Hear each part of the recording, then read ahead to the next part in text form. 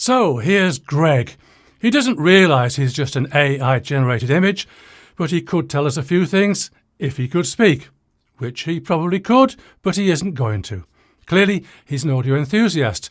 Just look at those speakers. He's single. Just look at those speakers. He doesn't seem to know how to position his couch for best viewing and listening, but hey, that's AI image generation for you.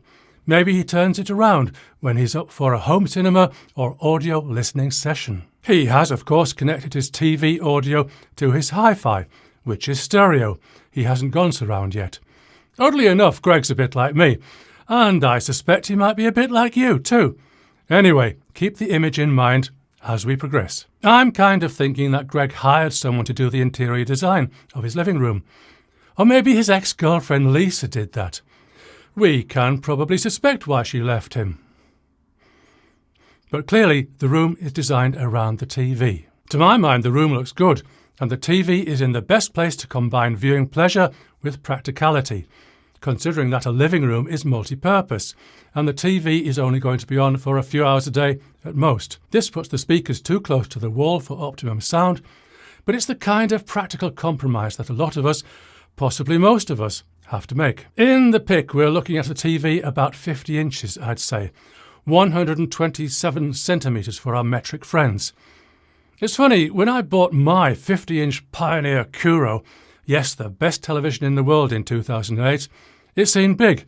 But now it's like a tiddler in an Olympic swimming pool. Still, in the orientation of my own room, and considering I position my IKEA Poeng for best viewing and listening, it suits me. And I'll probably get another TV the same size when the time comes. Now, I probably should show you a picture of my own living room / listening room / home cinema.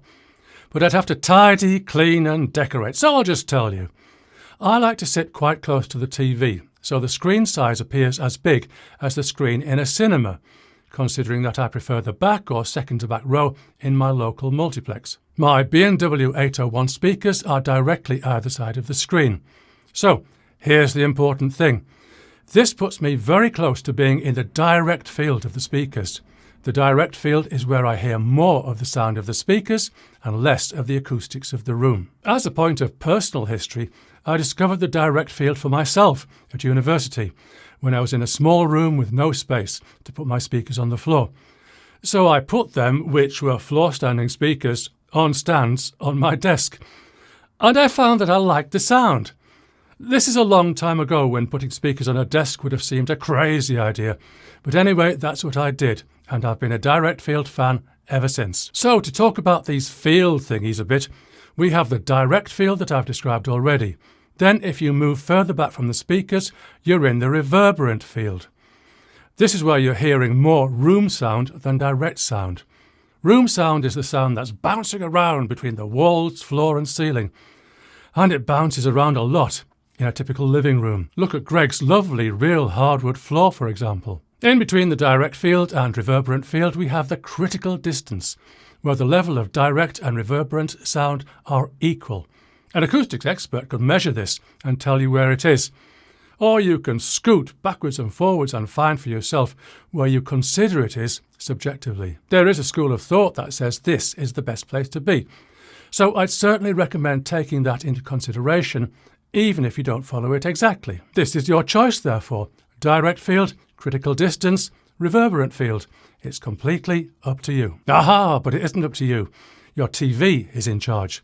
If there was any suspicion that you were a slave to your television, this pretty much nails the verdict. Going back to history, where you would sit in front of your old cathode ray tube TV was, in part, determined by the scan lines, 405 in the UK. And I do remember watching that, black and white of course. You'd sit at least far enough back so you couldn't perceive the lines. So the TV, in this sense, determined your seating distance. Your grandmother telling you that you'd get square eyes from sitting too close had an influence too. But now we have 4K, that doesn't matter. It's the size of the TV that's in charge. And there are rules. Okay, it's your living room, so there are no rules. But if you consider the THX standard for viewing distance, you'll find that the recommendation is 40 degrees of your horizontal field of view. Multiply your screen's diagonal by 1.2 and you have your instruction. Whether or not Grandma will concur is moot. So for my 50-inch TV, I should sit 60 inches away, 5 feet or just over 1.5 metres. So, getting out my tape measure, 1.7 metres screen to eyeball. That's where I sit. So in theory I could sit closer, but I don't want to. For me, 1.7 metres is how I enjoy my carry-on DVD collection best. Now, my living room probably is big enough to swing a cat, if I had one, but it isn't huge.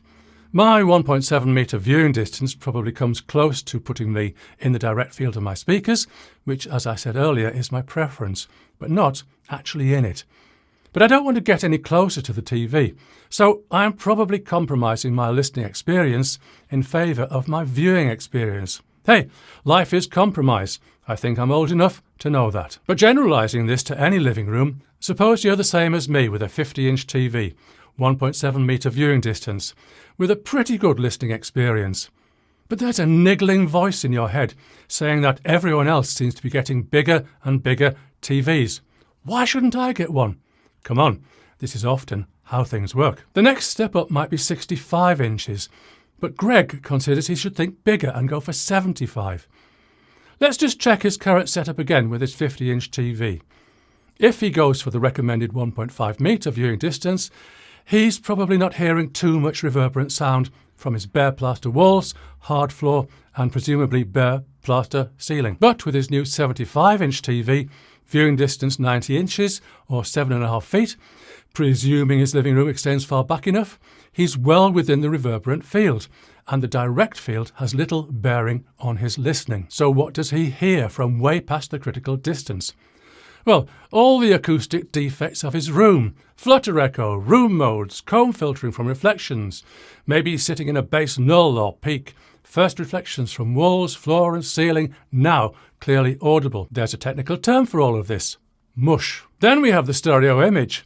Sitting further back narrows the stereo image. So, paradoxically, Greg bought himself a wider TV, but gets narrower sound. According to what I can see of his room, Greg doesn't have an option to widen the speakers, and I'm already not quite sure they're even going to fit around his new TV.